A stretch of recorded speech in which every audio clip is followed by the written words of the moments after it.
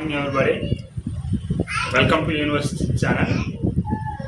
ఇప్పుడు ఈ జనరేషన్ విద్యార్థులు ఫేస్ చేస్తున్న పెద్ద ప్రాబ్లం ఏంటంటే, అందరికీ ఇంగ్లీష్ మీడియమే ఉండాలంటూ మనం కూడా ఇంగ్లీష్ మీడియం ప్రిఫర్ చేయడం పిల్లలకి.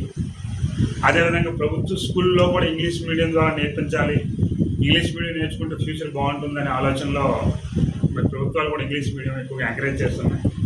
ఆల్మోస్ట్ తెలుగు మీడియం స్టడీ అనేది కనుమరుగైపోయింది. తెలుగు మీడియంలో స్టడీ కనుమరుగైపోవడం ఒక సమస్య కాదండి, కానీ తెలుగు నేపథ్యంతో తెలుగు వాళ్ళగా పెరుగుతూ తెలుగు పదజాలను నిరంతరం విన్న వ్యక్తులు ఒక్కసారిగా ఇంగ్లీష్లో చెప్తున్న లెసన్ అర్థం చేసుకోగలుగుతున్నారా? మరి దాని సారాంశాన్ని వాళ్ళు పూర్తిగా తెలుసుకొని రాయగలుగుతున్నారా, లేదా కంఠస్థపెడుతున్నారా అనే ఈ విషయాన్ని అయితే పెద్దగా ఎవరో పట్టించుకోవట్లేదు.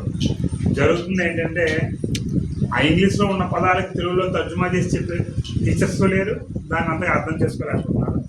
దానివల్ల ఏం జరుగుతుందంటే, సమగ్రమైన అవగాహన లేకుండా కంఠస్థ పెట్టి ఎగ్జామ్స్ రాయడం, ర్యాంకులు వస్తున్నాయి తప్పిస్తే సరైన నాలెడ్జ్ రావట్లేదు.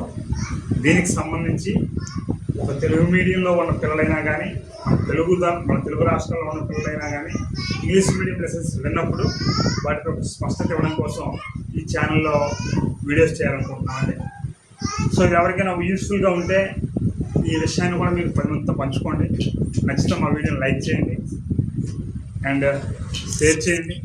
మీకు కావాల్సిన ఇన్ఫర్మేషన్ ఏమైనా ఉన్నా, లేదా ఈ వీడియోపై మీ యొక్క ఒపీనియన్స్ ఏమైనా ఉన్నా కూడా కామెంట్ చేయండి. మమ్మల్ని ఎంకరేజ్ చేయాలనుకుంటే ఈ ఛానల్ని సబ్స్క్రైబ్ చేసుకోండి. Thank you so much.